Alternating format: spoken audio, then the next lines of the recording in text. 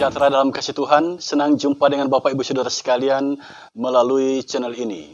Kali ini kita akan belajar dari kitab Roma pasal 4 ayat 1 sampai ayat yang kelima.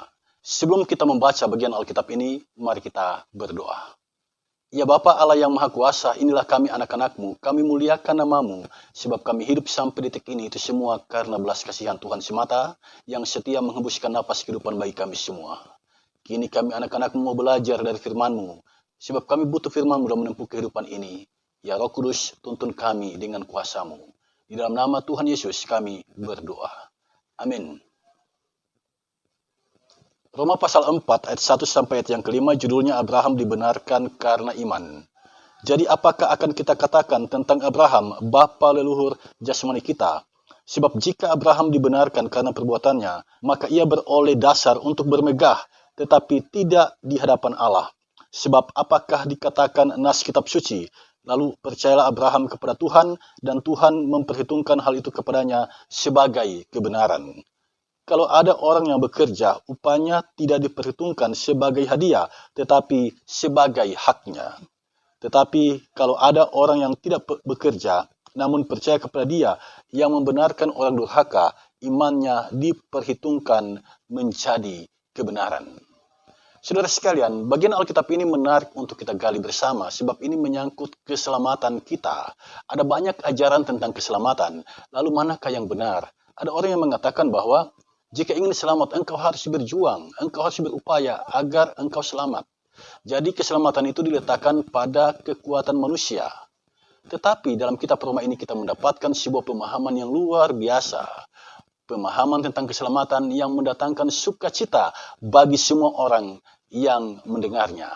Saudara, berita dalam kitab Roma ini merupakan berita yang menjadi pembeda dengan pemahaman keselamatan dari agama atau aliran lain di luar kekristenan. Bagi agama atau aliran di luar gereja, keselamatan itu sangat bergantung pada usaha manusia. Jadi jika ingin selamat, manusia harus berjuang untuk mengupayakannya. Jika manusia berbuat baik atau kebajikan, Allah pasti akan menyelamatkannya. Ini salah satu pemahaman di luar kekristenan yang mengajarkan bahwa jika ingin selamat, engkau harus berbuat baik. Dan kita mendapatkan pemahaman ini. Jika ingin masuk surga, maka engkau harus berjuang untuk mendapatkannya. Jika engkau tidak berjuang, engkau tidak akan mendapatkan keselamatan itu. Nah, kemudian diajarkan untuk mendapatkan keselamatan itu, engkau harus berbuat baik, berbuat baik, berbuat baik. Engkau harus beramal untuk mendapatkan keselamatan itu. Jadi di sini usaha manusia, perjuangan manusia untuk mendapatkan keselamatan menjadi penekanan yang sungguh luar biasa. Penentu keselamatan adalah kekuatan kita, usaha kita, kerja keras kita. Nah, pemahaman ini berbeda dengan pemahaman keselamatan dalam kitab Roma. Ada dua kata kunci dalam bacaan kita saat ini. Yang pertama adalah kata perbuatan.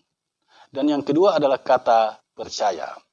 Paulus sebagai rasul yang menulis kitab ini pada tahun 57 Masehi menyebut di sini bapa leluhur bangsa Israel, yaitu Abraham. Disebut dalam ayat 2, Abraham dibenarkan Allah bukan karena perbuatannya. Camkan ini baik-baik, Abraham dibenarkan oleh Allah bukan karena perbuatannya. Apakah itu kesalehan, apakah itu perbuatan baik, atau apa. Bukan karena itu Allah membenarkan Abraham. Ini penting bagi kita dalam hal memahami tentang keselamatan. Jika oleh perbuatan Abraham dibenarkan, Abraham boleh saja bermegah. Saya selamat kok karena kekuatan saya. Saya bisa selamat karena usaha saya. Saya bisa selamat karena perjuangan saya. Dia bisa saya membanggakan itu. Dia bisa menyombongkan diri. Karena keselamatan bukan ditentukan oleh Allah, tetapi karena perjuangannya, karena usahanya. Itu kalau pemahaman tentang keselamatan dipahami sebagai jerih lelah manusia, sebagai usaha manusia. Manusia bisa saja bermegah atasnya. Dia bisa saja berkata bahwa Allah membenarkannya karena usaha kerjanya, karena usaha kerasnya. Jadi penentu selamat tidaknya manusia adalah usahanya sendiri. Nah, saudara sekalian, pemahaman keselamatan yang seperti ini bertaburan di pelbagai aliran keagamaan. manusia bisa menyelamatkan dirinya melalui perbuatan baik. Itu pemahaman yang ada di pelbagai macam komunitas agama atau aliran di dunia ini. Ada juga yang mengajarkan lewat kesalahan pribadi engkau bisa selamat. Beribadah, dan terus beribadah, membangun kesalehan pribadi, berpuasa, berdoa, dan lain sebagainya. Engkau bisa selamat dengan itu. Ada juga yang mengatakan bahwa batin kita ini, jiwa kita ini bisa menyatu dengan Allah. Jadi keselamatan di sini dilihat sebagai upaya manusia untuk menyatukan batinnya dengan Allah. Nah, kitab Roma menolak pemahaman yang seperti itu. Manusia dibenarkan bukan oleh perbuatannya. Perhatikan ayat 4 bacaan kita. Di sini jelas sekali yang diperhitungkan Tuhan di sini membenarkan Abraham adalah kepercayaan Abraham kepada Allah. Karena percayanya itu diperhitungkan oleh Tuhan sebagai kebenaran. Tuhan tidak memperhitungkan perbuatannya, tapi Tuhan memperhitungkan percayanya itu. Nah, Abraham sungguh-sungguh beriman kepada Allah. Kata percaya di sini yang disebut dalam ayat 3 itu diterjemahkan dari sebuah kata dalam bahasa Yunani, pisteuo. Artinya mempercayai atau meyakini. Jadi kepercayaan atau keyakinan Abraham itu yang Tuhan lihat. Tuhan melihat keyakinan Abraham. Tuhan melihat kepercayaan Abraham. Tuhan tidak membenarkan Abraham karena perbuatannya, tetapi karena kepercayaannya, karena keyakinannya kepada Allah. Nah, ilustrasi yang Paulus berikan dalam ayat 4 sangat menarik. Jika orang bekerja, yang diberikan kepadanya itu bukan hadiah, tetapi hak. Hadiah dan hak itu berbeda.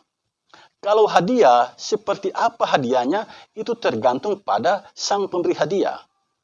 Kalau hak, segala sesuatu yang kita dapatkan setelah kita melaksanakan kewajiban, itu namanya hak. Seorang pekerja harian misalnya, dia mendapatkan uang dari hasil kerjanya selama 1 hari. Nah, uang itu yang dia dapatkan itu adalah hak dia, karena dia sudah bekerja selama 1 hari. Jadi kalau pekerja harian ini, dia tidak sampai 1 hari bekerja, dia tidak akan mendapatkan haknya itu. Karena haknya itu akan diberikan kalau dia sudah bekerja selama 1 hari. Nah, itulah pemahaman tentang hak. Nah, keselamatan itu bukan hak, bukan pemberian seperti itu. Ya, keselamatan itu kemurahan hati Tuhan belaka, anugerah Tuhan semata, kasih karunia Tuhan semata. Seorang anak kecil yang mendapatkan hadiah tentu saja bersuka cita, karena dia mendapatkan hadiah yang mahal, yang luar biasa. Nah, kalau hak, kita harus bekerja dulu, baru kita mendapatkannya. Nah, konsep keselamatan di dalam kekristenan, dalam kitab Roma, berbeda dengan pemahaman tentang keselamatan dalam komunitas yang lain. Yang memahami keselamatan itu adalah hak, yang patut dia terima setelah dia bekerja, dan dihargai dengan keselamatan. Nah, di dalam kitab Roma kita diajarkan keselamatan itu adalah pemberian Allah cuma-cuma, hadiah Allah semata, karena dia memperhitungkan kepercayaan kita kepadanya. Kalau keselamatan dipandang sebagai hak, dalam konteks topik tentang keselamatan, maka kita harus saleh dulu, kita harus berbuat baik dulu, kita harus menyatukan batin kita dengan Allah, baru kita mendapatkan keselamatan itu. Tetapi keselamatan itu bukan seperti itu. Kitab Roma mengajarkan kita ketika kita sungguh-sungguh percaya kepada Tuhan, Tuhan memperhitungkan hal itu kepada kita sebagai kebenaran. Nah, saudara sekalian, pesan firman Tuhan bagi kita, percayalah sungguh-sungguh kepada Tuhan selagi engkau menjalani kehidupan ini. Dalam situasi dan kondisi yang bagaimanapun, bahkan terpuruk sekalipun, jangan lepaskan kepercayaanmu kepada Tuhan. Ranting tidak mungkin berbuah jika dia tidak melekat pada pokok anggur. Pokok anggur itu adalah Yesus, dan kita adalah ranting-rantingnya. Yesus bersabda dalam Yohanes pasal 15 ayat 5, "Di luar aku kamu tidak dapat berbuat apa-apa." Jadi jika seseorang beroleh keselamatan, itu semua karena Tuhan dan bukan karena usaha kita. Ranting tidak mungkin berbuah jika dia tidak melekat pada pokok anggur. Kita tidak mungkin menghasilkan buah yang baik jika kita tidak melekat pada Yesus Kristus, Tuhan kita. Kita tidak mungkin mendapatkan aliran keselamatan jika kita terlepas dari Yesus Kristus, Tuhan kita. Sekalipun demikian, ada orang yang salah memahami tentang percaya ini. Artinya, mereka mengimani percaya saja. Walaupun tidak taat, yang penting percaya. Ini pemahaman yang salah. Sebab sesungguhnya, di dalam percaya itu ada ketaatan. Kalau kita membaca Yohanes pasal 3 ayat 34, yang dihukum disebut di situ adalah orang yang tidak taat. Jadi, jika kita beriman sungguh-sungguh kepada Tuhan, percaya sungguh-sungguh kepada Tuhan, itu berarti kita menjalani kehidupan dalam ketaatan kepada Tuhan. Nah, saudara sekalian, sekarang apa relevansinya dengan kehidupan kita? Saya menggarisbawahi ada 4 hal yang sangat penting. Yang pertama, karena kita dibenarkan oleh percaya, maka kita harus menjalani kehidupan ini dengan selalu mengucap syukur. Mengapa? Karena ternyata keselamatan itu Tuhan berikan kepada kita bukan karena perbuatan baik kita. Tuhan memperhitungkan percayanya kita. Kalau kita percaya kepada Tuhan, Dia menyelamatkan kita, dan bukankah ini sebuah anugerah yang luar biasa? Engkau percaya, engkau pasti selamat. Itu jaminan dari Tuhan. Nah, karena kita beroleh keselamatan ketika kita percaya pada Yesus, maka jalanilah kehidupan ini dengan mengucap syukur. Engkau beribadah bukan supaya selamat. Engkau berdoa bukan supaya selamat. Engkau senantiasa berpuasa. Itu bukan supaya selamat. Tetapi semuanya itu adalah ungkapan syukur. Karena engkau telah beroleh keselamatan ketika engkau percaya kepada Yesus. Yang kedua, karena keselamatan itu Tuhan yang berikan. Jalanilah kehidupan itu dengan kerendahan hati. Karena keselamatan ini kan Tuhan yang berikan. Jalanilah kehidupan dengan kerendahan hati. Dan ini sangat alkitabiah. Di dalam kitab Amsal dikatakan, kerendahan hati mendahului kehormatan, tinggi hati mendahului kehancuran. Tuhan senang dengan orang yang rendah hati, dan Tuhan tidak suka dengan orang yang sombong. Yang ketiga, keselamatan yang kita terima ini, itu harus diberitakan kepada orang lain. Kita harus menyampaikan berita ini kepada orang-orang sehingga mereka beriman kepada Tuhan Yesus, mengenalkan Yesus sebagai Tuhan dan Juru Selamatnya, sehingga bukan cuma kita yang selamat, tetapi orang-orang di sekitar kita juga mendapatkan keselamatan. Yang keempat, ada ungkapan yang mengatakan, ada banyak jalan menuju ke Roma, ada banyak jalan menuju ke surga. Ini pemahaman yang salah jika kita belajar dari kitab Roma ini. Jalan menuju surga hanya melalui Yesus Kristus Tuhan kita. Ranting bisa berbuah jika melekat pada pokok anggur. Yesus di dalam Yohanes pasal yang ke-14 ayat yang ke-6 memberikan sebuah jaminan, akulah jalan dan kebenaran dan hidup. Tidak ada seorang pun yang dapat datang kepada Bapa kalau tidak melalui aku. Jadi kita sebagai orang Kristen meyakini sungguh-sungguh bahwa keselamatan itu hanya ada di dalam Yesus Kristus. Ketika kita percaya kepadanya, kita beroleh keselamatan. Hanya Dialah jalan. Jalan menuju ke surga, jalan menuju Bapa. Karena Dialah jalan, kita menjadi pengikut Dia, beriman kepadanya. Sebab hanya dengan beriman kepadanya, percaya kepadanya, kita beroleh jaminan surga, beroleh jaminan kehidupan yang kekal. Jalanilah kehidupanmu sebagai pribadi yang selalu percaya kepada Tuhan, yang tidak pernah meninggalkan Tuhan, baik di kala senang maupun di kala susah. Hanya orang yang sungguh-sungguh percaya kepada Tuhan, merekalah yang beroleh jaminan keselamatan. Di dalam kepercayaan ada ketaatan. Orang yang percaya adalah orang yang menjalani kehidupan taat sepenuhnya kepada kehendak Bapa di surga. Demikian ulasan kebenaran firman Tuhan saat ini. Kiranya kebenaran firman Tuhan ini memberkati kita semua. Roh Kudus menolong kita untuk lebih mengerti lagi kebenaran firman-Nya.